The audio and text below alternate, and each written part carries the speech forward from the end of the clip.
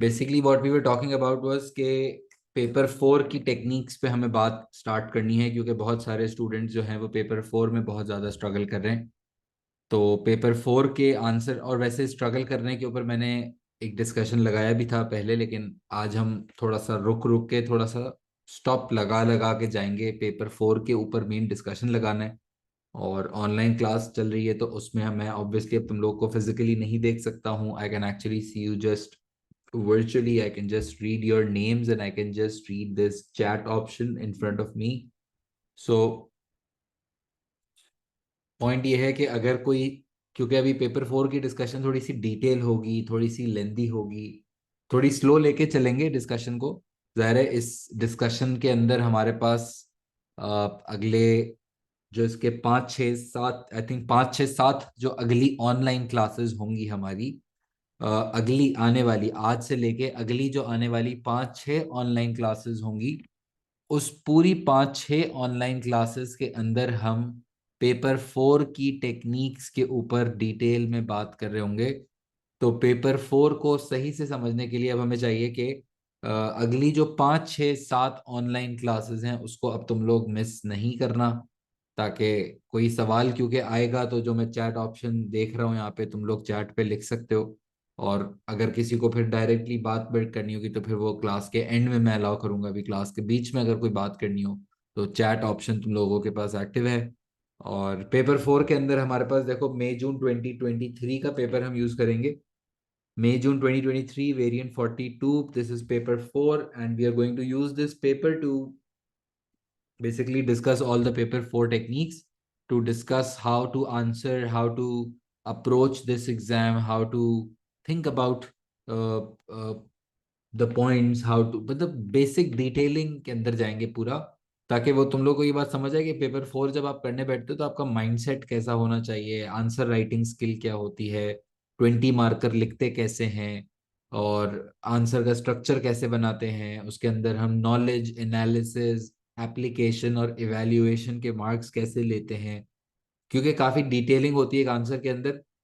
वैसे ऐसा नहीं हो सकता कि बहुत कोई हम परफेक्ट अपना सीख जाएं सब कुछ, लेकिन मैं अगली जो 5 6 क्लासेस हैं इसको पेपर 4 के ऊपर डेजिग्नेट इसलिए करूंगा, क्योंकि इससे अल्टीमेटली हमारे पास पूरा पेपर 4 करने का और उसका तरीकेकार सामने आ जाएगा। और हर क्लास में जाहिर है तुम लोग, जो बात अब मैं करने लगूंगा पेपर 4 की, जो भी डिस्कशन हमारी पेपर 4 की होने लगेगी, ये पेपर 4 जो हम कर रहे हैं, जो भी पेपर 4 की डिस्कशन हो रही होगी उसमें ज़ाहिर है तुम्हारे भी कुछ सवाल होंगे, तो you can ask me on the chat. वरना क्लास खत्म होने के बाद प्लीज़ उसको रिवाइज जब करो घर पे, क्लास जब मैं जब कोई चीज़ पढ़ाऊँ तो एक दफ़ा घर पे उसको रिवाइज भी किया करो, देखा करो, ताकि पॉइंट्स रिवाइज हो। ठीक है। सो पेपर 4 मई जून 2023 का हम ये यूज़ कर रहे हैं। This is variant 42। और अगर मैं इसके केस पे जाता हूँ तो इसका केस का नाम है Burger Burger Wagon, Burger Wagon, BV. BV नाम है भाई केस का। सही है। Burger vegan. और कंपनी का नाम अजीब सा है, लेकिन कोई बात नहीं। अच्छा बताएं कि यहाँ तक कोई सवाल, everyone all good clear, everyone यहाँ तक, anything anything to ask for? ये फिर मैं कोई एक बात, चलो रीड करता हूँ केस, ठीक है। बीवी is a public limited company, BV is a public limited company that owns over 100 restaurants in the US. This is which year? This is May, June 2023, variant 42. The name of the case is Burger Vegan. BV is a public limited company that owns over 100 restaurants in the US. Each restaurant sells a range of vegan burgers and wraps. BV does not sell any products derived from animals. अच्छा भाई, full veg category का कोई restaurant है, veg category है, non meet restaurant है purely. वो लोग जो वेज होते हैं, जो वेज को प्रेफर करते हैं, उनको हम प्रॉबली टारगेट करें, नॉट प्रॉबली, एक्चुअली उन्हीं को टारगेट करें। BV also has franchise agreements for entrepreneurs. BV also has franchise agreements for entrepreneurs to operate their own restaurants using the BV brand. There are currently 50 franchised BV restaurants in the US. अच्छा, ये line समझ आई है तुम लोगों को?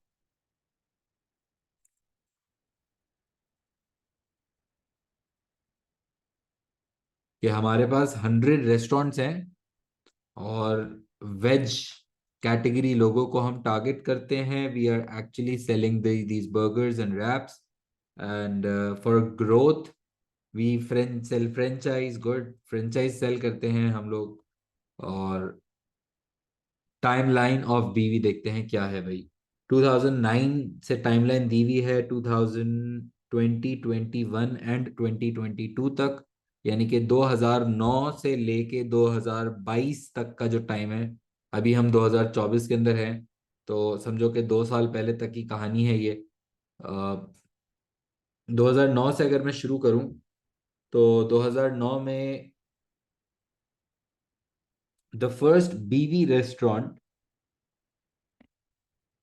The first BV restaurant opens as a private limited company. The company is owned by Rohit, who is the managing director. Managing director साहब है हमारे रोहित भाई. रोहित भाई जो है वो हमारी एक प्राइवेट लिमिटेड कंपनी चलाते हैं. और 2009 2009 they started off in 2009 and they started off as a private limited company, but now it's no longer a private limited company. Now it is a public limited company. सो 2009 में setup हुआ business. 2010 में जो है क्या हरकत की है रोहित भाई ने, देखें जरा. Rohit is named entrepreneur of the year. क्या बात है भाई. By a business magazine in an article which highlights his emotional intelligence. Rohit sets a long-term aim to transform BV into a major brand in every US city. Sets a long-term aim to, इसको award मिला entrepreneur of the year. कि आपकी emotional intelligence जो है रोहित भाई वो छतें फाड़ गई है और आप छा गए. रोहित भाई ने बोला कि wow man wow. So Rohit was actually very overwhelmed in his जो भी इसकी लाइफ की सिचुएशन थी. लेकिन रोहित ने जो है वो, और फिर ये एम किया हुआ है कि वो बीवी को क्या करेगा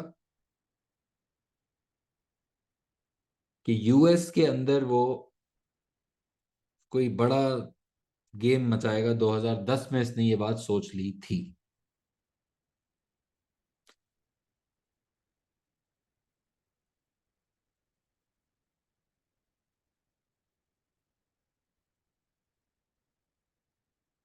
ठीक है, डन. अच्छा, मैंने क्वेश्चंस स्किप किए हैं बीच में शायद. सर आपने रेस्टोरेंट्स में मेन्यू वेगन ही होगा या वॉट एवर दे वॉन्ट? नहीं नहीं, रेस्टोरेंट्स में मेन्यू तो आई थिंक जो फ्रेंचाइजर बताएगा श्रिया वही आपको रखना पड़ेगा ना. But what ever our franchiser says that is what we will have to like do in our restaurants. Haziq Tanveer franchisee कह रहा है, सही है. गुड. अच्छा, 2010 के बाद 2011 यहाँ तक पहुंच गए ना? सवाल हो तो फिर चैट पे लिख सकते हो आप लोग. बीवी ओपन्स 2 more रेस्टोरेंट्स. ठीक है भाई, 2011 के अंदर बीवी ने 2 नए रेस्टोरेंट्स खोलने का फैसला किया. Rohit sells 45% of BV to a venture capitalist for $1 million. The capital raised is used to finance growth. Venture capitalist ने हमारे ऊपर भरोसा कर लिया 2011 के अंदर. 2009 में ही हमने बिजनेस सेटल किया और 2011 के अंदर एक वेंचर कैपिटल ने हम पे पूरा भरोसा किया और हमें $1 million with in getting the confidence of this venture capital within just 2 years of starting up. Like just 2 years of starting up, and this guy Rohit was actually get able to get this confidence of ये जो भी हमारा venture capitalist है बंदा हो, जो भी investor होगा, उसका कॉन्फिडेंस आ गया. वेंचर कैपिटल का मतलब होता है वो इंसान जिसके पास बहुत सारे पैसे होते हैं और वो ऑर्गेनाइजेशंस जिसके पास बहुत सारे पैसे होते हैं. और वो इस तरह के एंटरप्रेन्योर्स को ढूंढ रहे होते हैं कि भाई आप अपना आइडिया लेकर आओ, हमसे पैसे लेकर जाओ। ऑब्वियसली इसकी टर्म्स एंड कंडीशंस होती हैं, but these are basically the organisations who provide finance these venture capitalists. और इसने जो है बीवी ने नहीं, सॉरी, रोहित ने जो है वो 45% अपनी कंपनी इस वेंचर कैपिटलिस्ट को बेच दी। इसका मतलब यह है कि 45% का मालिक जो है वो अब इन्वेस्टर होगा और 55% ओनर जो है वो रोहित होगा। और बिजनेस करने का तरीका ही यही होता है कि, साथ हो मेरे ख्याल से, कोई सवाल हो तो पूछ सकते हो, कि बिजनेस करने का तरीका यही होता है कि आप जो है ना, आप जाहिर है आपको, एक होता है इन्वेस्टिंग पार्टनर और एक होता है स्वेट इक्विटी कहते हैं बेसिकली। स्वेट स्वेट होता है ना जैसे पसीना, स्वेट इक्विटी। स्वेट इक्विटी एक होता है वो इन्वेस्टर जो कि पैसा इन्वेस्ट करता है, और एक वो इन्वेस्टर होता है जो अपना खून पसीना इन्वेस्ट करता है उस बिजनेस के अंदर, अपना टाइम इन्वेस्ट करता है। तो इस तरह पार्टनरशिप्स या इस तरह से कंपनीज जो है वो फॉर्म होती हैं।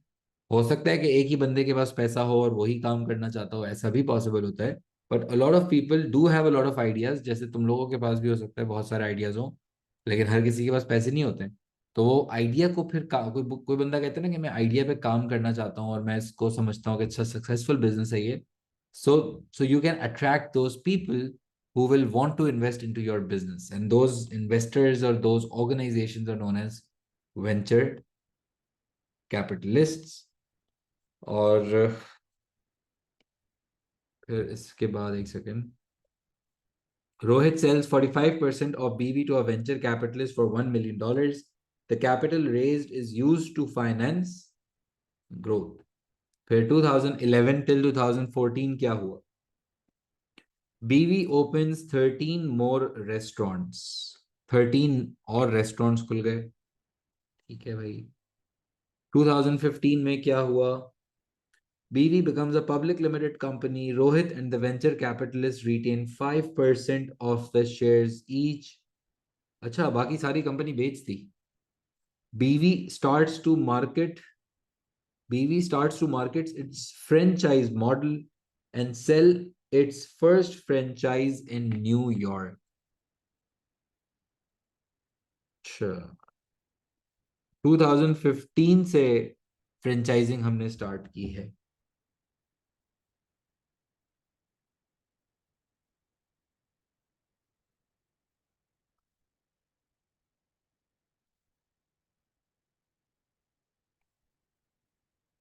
2015 से हमने जो है वो फ्रेंचाइजिंग स्टार्ट की है। 2009 में सेटअप किया था और 6 साल लगे हैं। पहले हमने अपना कोई ब्रांड बनाया होगा, रेपुटेशन बनाई होगी, रोहित को ये अवार्ड शवार्ड मिले हैं तो उसका कोई नाम शाम हुआ होगा, तो इसलिए फिर अब हम फ्रेंचाइजिंग कर सक रहे होंगे शायद। और पहली फ्रेंचाइज बेच दी है न्यूयॉर्क में 2015 में, which is a big step up, because it is not easy to sell franchises. Trust me, it is not easy to sell franchises। मतलब आप अपने बिजनेस के लिए किसी थर्ड पर्सन से पैसे ले रहे हो। जैसे यूं समझो कि फ्रेंचाइजी क्या होता है, फ्रेंचाइजी पढ़ा है ना? तो फ्रेंचाइजी वो इंसान होता है जो पैसा लगा रहा होता है और फिर किसी और का बिजनेस ग्रो कर रहा होता है। पैसे लगा के आप बर्गर लैब की फ्रेंचाइज खरीद के आ गए, अब बर्गर लैब का बिजनेस चल रहा है और आप अपने पैसे लगा रहे हो। सो फ्रेंचाइज बेचना is not an easy thing. Your business will have to be so good, your business will have to be so well equipped, so well organise that it actually attracts such stake holders. सही है। 2016 के अंदर A new organizational structure is implemented, see Appendix 2। अच्छा, ये मैंने Appendix 1 miss कर दिया। जैसे ही अपेंडिक्स का नाम है ना, तो हमें ये अपेंडिक्स के नाम के साथ उसका अपेंडिक्स भी पढ़ लेना चाहिए है। जाके अपेंडिक्स देख लेते हैं जरा, कहाँ गया अपेंडिक्स 1? अपेंडिक्स 1 में क्या है? फ्रेंचाइजिंग। अच्छा, extract from a 2015 BV advertisement for potential franchisees।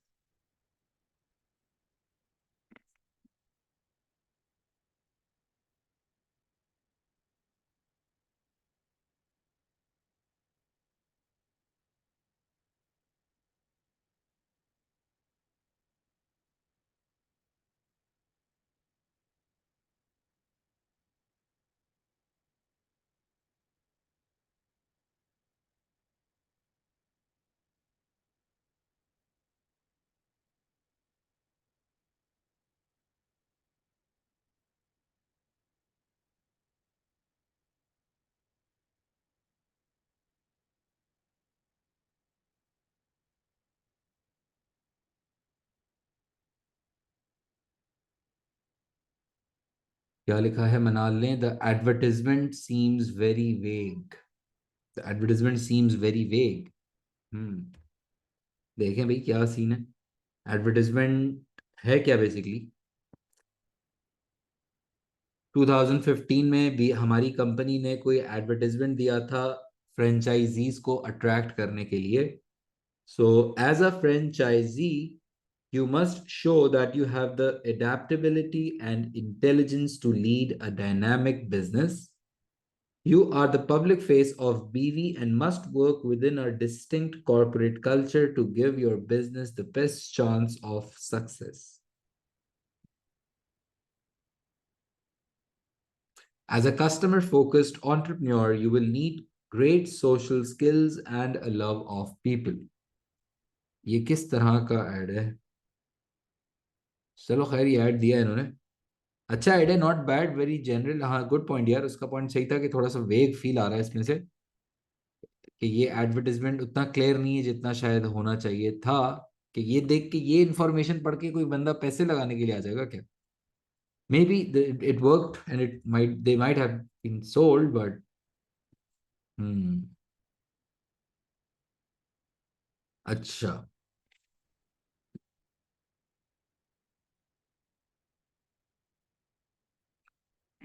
इसके बाद नेक्स्ट रीड करते हैं क्या हुआ। अपेंडिक्स 2 किसके बारे में दिया हुआ था? Organisational structure is implemented. तो ऑर्गेनाइजेशनल स्ट्रक्चर जो इन्होंने इम्प्लीमेंट किया है बीवी के अंदर, ये जो एक पब्लिक लिमिटेड कंपनी है जो कि वेज रेस्टोरेंट है, वेज ऑडियंस को टारगेट करते हैं, बर्गर्स एंड रैप्स बनाते हैं, और 2009 में स्टेब्लिश हुआ था, और 2021-22 तक की कहानी दी हुई है जिसमें से हमें ये पता चला है कि 2016 के अंदर उन्होंने ऑर्गेनाइजेशनल स्ट्रक्चर जो है वो अपना बनाया था या चेंज किया था, I don't know. But top पे इनका है सीईओ, फिर बोर्ड ऑफ डायरेक्टर्स आते हैं इनके सीईओ के अंडर, और सी बोर्ड ऑफ डायरेक्टर्स के अंडर रेस्टोरेंट मैनेजर्स हैं इनके पास, मार्केटिंग मैनेजर्स हैं, फाइनेंस मैनेजर्स हैं, सप्लाई मैनेजर्स भी हैं। ये चार स्पैन ऑफ कंट्रोल बेसिकली जो हमारे बोर्ड ऑफ डायरेक्टर्स हैं। अब आई डोंट नो कितने एम्प्लॉयज हैं, क्योंकि सिर्फ इन्होंने लिखा हुआ है restaurant managers. So I don't know how many restaurant managers they have, but I don't know if that's a span of control. I cannot easily say that the span of control is four, because these are four boxes. These are not four employees. Okay, there's a one marketing manager, there's a one finance manager, there's a one supply manager, but there are multiple restaurant managers. So I don't know how many managers are there, how many supervisors are there. So हम ये नहीं कह सकते कि इसका span of control four है, ये नहीं कह सकते। सही है हाँ, बट ये हमें पता है कि बोर्ड ऑफ डायरेक्टर्स के अंडर रेस्टोरेंट मैनेजर्स हैं जो रिपोर्ट करते हैं। बेसिकली नो, एक second, restaurant managers are reporting to board of directors, marketing manager are reporting to board of directors, finance manager is also reporting to the board of directors, and our supply manager is also reporting to the board of directors. And there are supervisors who are working under the restaurant managers. Words मैं इसलिए ज्यादा कह रहा हूँ ताकि ये words तुम लोग सुनोगे ना तो तुम्हारी वोकैबलरी भी अपडेट होगी, आंसर राइटिंग में कंटेंट अच्छा मिलेगा। That's the objective of me going into so much of detailing, because detailing में जाने से ये फायदा होता है कि तुम लोग जब इतना डिटेलिंग सुनते हो तो उससे ज़ाहिर एग्जाम में इतनी डिटेलिंग में शायद नहीं जा सकेंगे। अभी तो मैंने बताया ना शुरू में क्लास के कि हम वी आर कोशिश है कि 4-5 क्लासेस, जो अगली 4-5 क्लासेस हैं, वो 4-5 क्लासेस तक यही पेपर 4 के ऊपर हम सुकून सुकून से बात करेंगे, आराम आराम से। तो इससे फायदा ये होगा कि ultimately we will be discussing all the techniques. सही। सो इतना डिटेल में अभी इसलिए जा रहा हूँ, और तुम लोग भी ज़ाहिर है इतना डिटेल में इतना सोच रहे हो इसलिए, so you understand how you think about paper 4, your focus. Okay, I am discussing the story. Rohit की तफरी कर रहे हैं हम, रोहित के ऊपर बातें कर रहे हैं, और एंटरप्रेन्योर ऑफ द ईयर मिल गया, और ये सब जो तफरियां भी कर रहे हैं हम। The point is, it's not just about the Rohit, it's not just about BV, it's not just about the story. Okay, you understand the story, you try to understand what they're selling and what they're doing, and no, try to understand that in this class अभी हम, अच्छी बात है, चलो ये case कर रहे हैं, अभी हम इसकी स्टोरी समझ रहे हैं, हम ये देख रहे हैं कि क्या बिजनेस था कब से। But you should, your main focus in today's class and in the next 4 5 6 classes, your main focus should be कि सर सोच किस तरह से रहे, केस पढ़ते वक्त सर क्या वर्ड्स यूज कर रहे हैं, किस तरह से वो जो कीवर्ड्स हैं सर यूज करते हैं। सिर्फ it should make sense on a much bigger scale, because you are not just doing BV, this thing, you are preparing for an exam that is just after a few days. So your focus is that exam now, and this class will help you to see that how you will do that or do these techniques in the upcoming exam, right? Any questions up till now?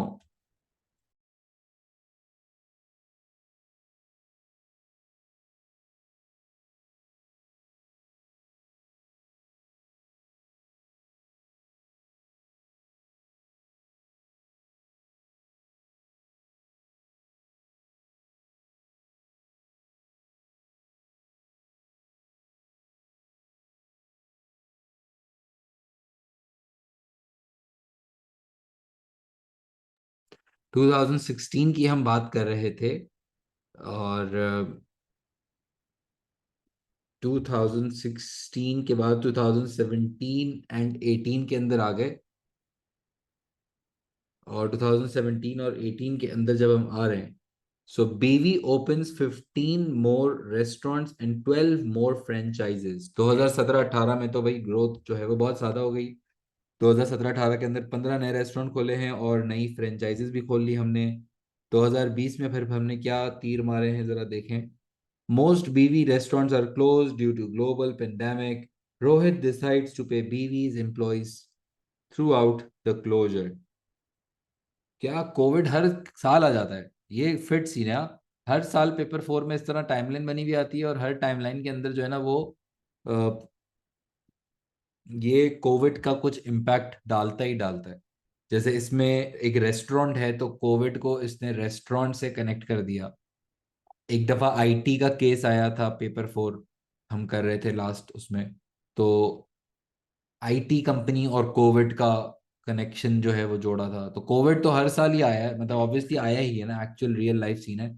तो वो मेरे ख्याल से question के अंदर हर साल Covid का impact तो आएगा ही आएगा, मुझे लग रहा है। तो अच्छी बात है, चलो हमें अंडरस्टैंडिंग होनी भी चाहिए। Most BV restaurants are closed due to global pandemic. Rohit decides to pay BV's employees throughout the closure. BV makes a loss for the first time. BV makes a loss for the first time. BV starts a joint venture with a delivery business to offer a takeaway service. 2021 and 2022. BV continues to grow in the US with a focus on selling franchises. ठीक है, franchises growth के साथ अब हम बेच रहे हैं। Add हमारा चल गया है, बिजनेस भी हमारा चल गया है, लेकिन 2009 से स्टार्टेड है, बीच में कोविड आने की वजह से हमने सिग्निफिकेंट लॉसेस फेस किए हैं, और काफ़ी रेस्टोरेंट्स भी हमारे क्लोज हो गए हैं। और developing a global business, okay this one would be interesting. Developing a global business, ये तो बड़ा इंटरेस्टिंग टॉपिक है, क्योंकि हर इंसान चाहता है कि उसका बिजनेस बहुत ग्लोबल लेवल पे जाए। तो हम भी देखते हैं कि ये जो बीवी है, यूएस से बाहर कैसे एक्सपैंड हुआ, because they are actually currently operating in US as per the case, and now they must be thinking of expanding outside US. That's where this heading would have been included. Developing a global business. The directors of BV want to enter the international market. The directors of BV want to enter the international market. They have chosen to open the first restaurants in country X. ठीक है भाई, country x में जाने का फैसला किया है। अभी कंट्री का नाम नहीं बताया, यूएस में काम कर रहे हैं, लेकिन अभी कंट्री एक्स में जा रहे हैं ये लोग। और कंट्री एक्स की डिटेल्स हमें दी हैं अपेंडिक्स 3 में।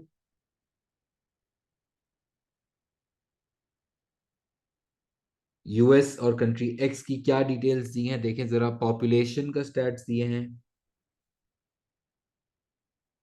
Population who regularly eat vegan food 12% and 8%. ठीक है. Population by age, under 18, 18 till 50, and then over 50. We have been given the population breakups of both the countries. Brand awareness of BV. Brand awareness 60% Awam brand aware है और 5% अवाम brand aware है इन country x. Average income $32,000 and $24,000. And then forecast economic growth in 2024, 1.5% and 5%. So, ठीक है, comparison दिया हुआ है हमें, क्योंकि अब हम ग्लोबल का सोच रहे हैं तो कंट्री एक्स को भी स्टडी करना पड़ेगा. और एड हमने पढ़ लिया, ऑर्गेनाइजेशनल स्ट्रक्चर हमने देख लिया, फिर ये पॉपुलेशन का डेटा वगैरह आ गया. और अपेंडिक्स 4 में क्या सीन है ये. Rohit has provided the board with some strategic management information. Rohit has provided the board with some strategic management information. See Appendix 4 and Appendix 5. ठीक है भाई. रोहित ने जो है हमारे बोर्ड ऑफ डायरेक्टर्स को कुछ इंफॉर्मेशन दी है, और रोहित भाई कह रहे हैं कि आप हमारा ये जो डिटेल्स हैं अपेंडिक्स 4 में और अपेंडिक्स 5 में वो देख लें, क्योंकि ज़ाहिर है कुछ स्ट्रैटेजिक इन्फॉर्मेशन रोहित भाई ने मेहनत की होगी, उसके लिए वर्किंग की होगी. रोहित भाई ने ज़ाहिर है कोई ऐसे ही तो सारा डेटा कहीं से कॉपी पेस्ट करके तो नहीं दे दिया होगा. एआई तो एआई भी यूज़ कर सकता है, वो सब कुछ कर सकता है, चीटिंग कर सकता है रोहित, लेकिन इतना बड़ा आदमी माशाल्लाह बनना चाहता है, ये अच्छा सक्सेसफुल बिजनेसमैन बनना चाहता है, तो इसको अपना इखलाक तो अच्छा रखना ही पड़ेगा, कॉपी चीटिंग नहीं कर सकते. तो सही है ना, पॉइंट समझ गए मेरा क्या कहना चाह रहा हूँ मैं तुम लोगों को. How can they have brand awareness in country X when they haven't been there yet. So what, there are lot of businesses जो काम करते हैं इंटरनेशनली, लोग उनको जानते हैं. बहुत सारे ऐसे ब्रांड्स यहाँ पे पाकिस्तान में, जैसे H&M का ब्रांड है. No, I think H&M is not available in Pakistan, but people know about H&M, like we know Starbucks. Yes. And Vania क्या कह रही है, when it comes to answer writing I find it difficult to write the second paragraph, situation बनाने बताने वाला part. Situation बताने में problem हो रहा है. Get your point. There is so much information, it is hard to understand what to add and what not to add. सही है कि इतनी सारी इन्फॉर्मेशन मिल जाती है, रीडिंग करते करते इतना सारा केस पढ़ना पड़ रहा है कि समझ में नहीं आ रहा है कि कौन सी वाली इन्फॉर्मेशन यूज करें और कौन सी वाली इन्फॉर्मेशन यूज नहीं करें. Good point. I'm just reading these points so I can actually accommodate these in my techniques. Don't worry about it. I get it. And Appendix 4. Appendix 4 में देखो भाई रोहित भाई ने क्या डेटा दिया है.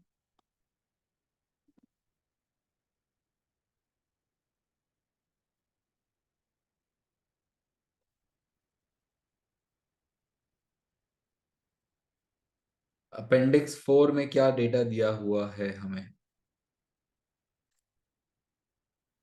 कोर कॉम्पिटेंसीज ऑफ बीवी.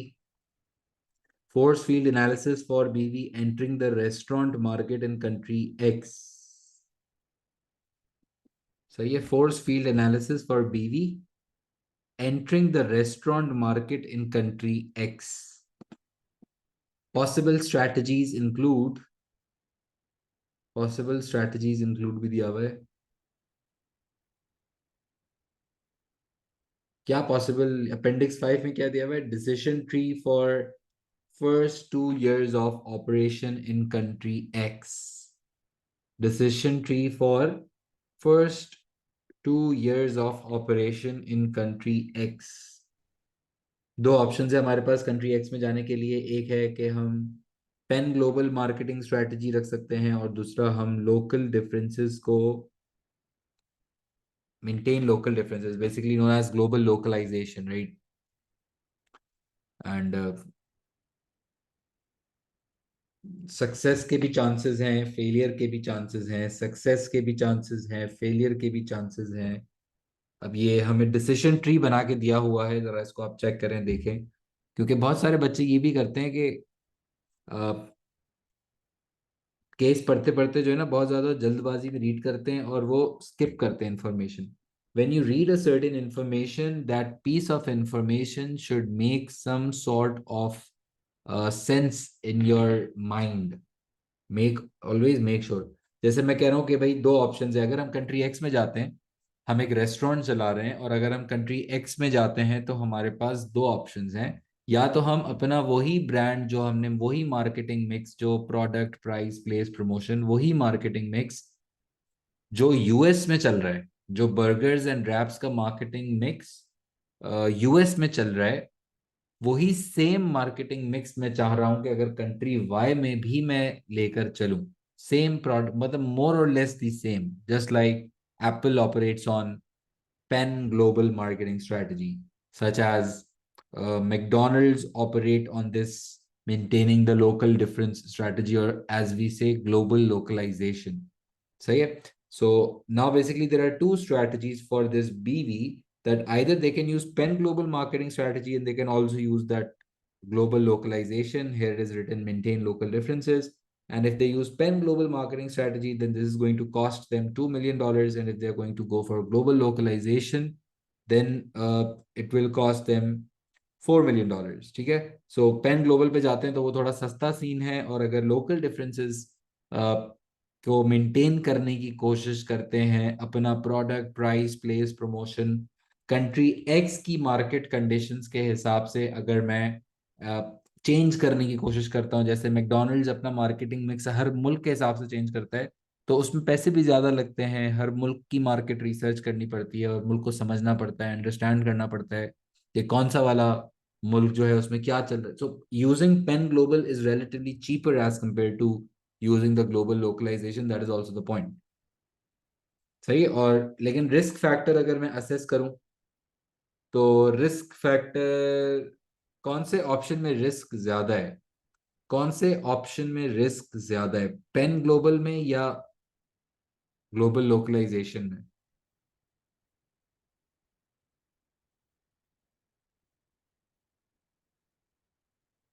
रिस्क. भाई बताओ, क्या तुम तुक्के भी लगाने से डरते हो यार? कसम से, दुनिया जिंदगी में कहाँ जाओगे तुम लोग ऐसे तो.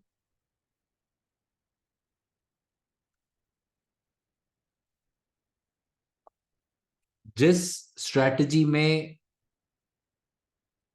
जिस स्ट्रैटेजी में सक्सेस के चांसेस कम होंगे, जिस स्ट्रैटेजी में सक्सेस के चांसेस कम होंगे, वहां रिस्क ज्यादा है.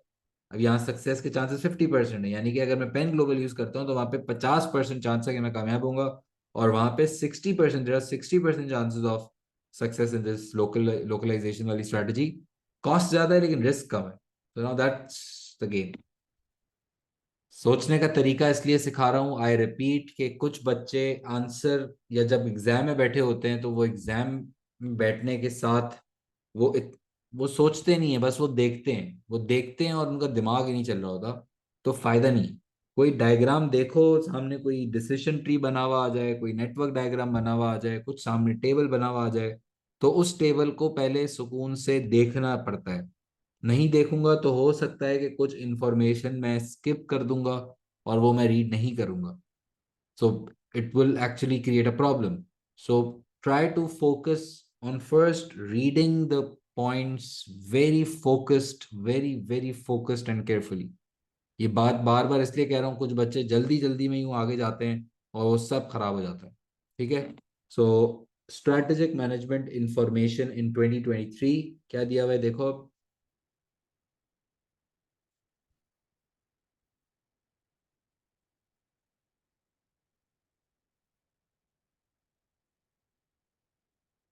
कोर कॉम्पिटेंस हमारा क्या है?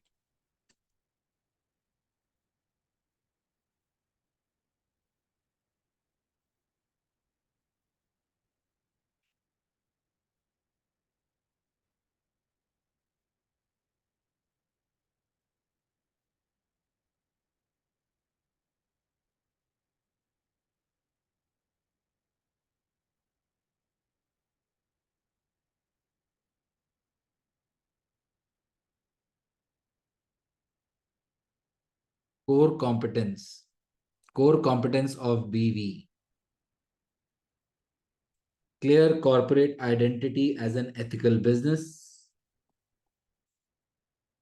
Clear corporate identity as an ethical business. ठीक है भाई. Consistent high quality across the product portfolio. Excellent customer service. That's their core.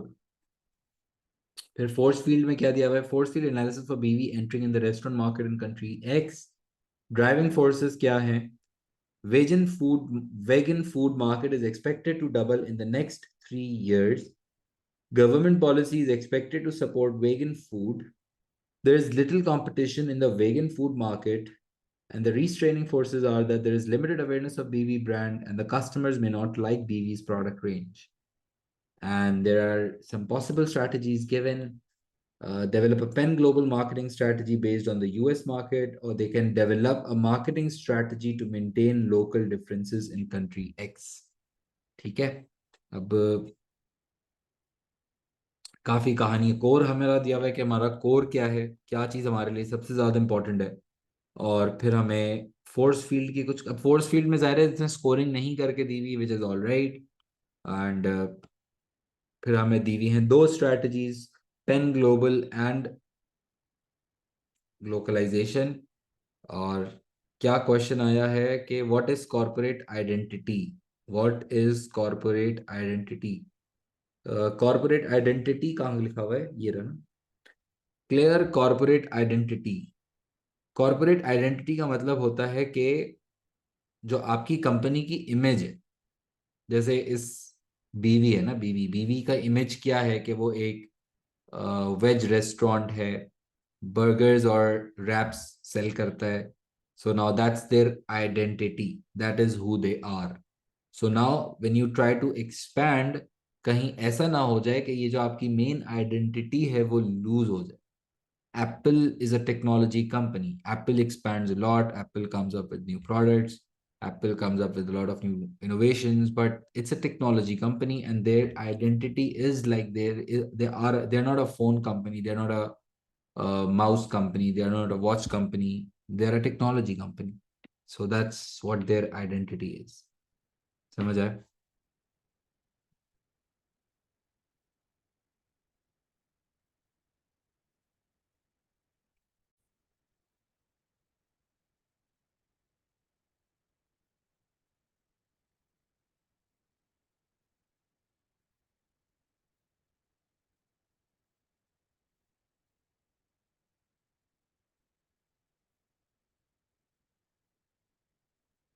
और इस केस के ऊपर हमारे पास दो सवाल हैं, देख लेते हैं जरा सवाल क्या आए हैं. Evaluate the extent Evaluate the extent to which leadership contributed to BV's effective strategic management between 2009 and 2022. Evaluate the extent to which leadership contributed to BV's effective strategic management between 2009 and 2022, and advise the board of directors on a marketing strategy to use when BV enters the market in country X. एक question जो है वो leadership से related कुछ आ रहा है, और एक क्वेश्चन जो है वो मार्केटिंग स्ट्रैटेजी से रिलेटेड है. दो क्वेश्चंस हैं, हमें दोनों करने हैं. और दोनों के अंदर हमारे पास जो टोटल टाइम होगा इसके लिए वो एग्जाम में तो होगा 1 hour 15 minutes. Definitely it's very important to talk about time management too, that how do we manage time. ये पहले भी बात की है टाइम मैनेजमेंट पे, लेकिन मैं एक दफ़ा फिर से करूंगा नेक्स्ट क्लास के अंदर. और प्लस फिर क्वेश्चंस के ऊपर हम डिटेल में भी जाएंगे कि हम एक क्विक क्वेश्चन के अंदर जाके हमें फिर कहानी पे बात करनी होगी कि क्वेश्चन वन जब सोचेंगे तो वो कैसे सोचते हैं और मार्किंग कैसे होती है वगैरह. डिटेलिंग जो है इसकी वो हम नेक्स्ट क्लास में फर्दर बात करना शुरू करेंगे. आज हमने केस पढ़ा, पेपर 4 की कहानी स्टार्ट की, थोड़े से स्टोरी पढ़ने का फॉर्मेट सीखा, किस एंगल से हम पढ़ते हैं वो हमने सीखा, कि रीड करने का पर्सपेक्टिव क्या होता है वो हमें समझ आ गया आई बिलीव. सही है. So good to go I believe. कोई सवाल अगर है तो पूछ लो, बाकी फिर see you in the next class. Bye bye. Take care. Do not miss your upcoming classes.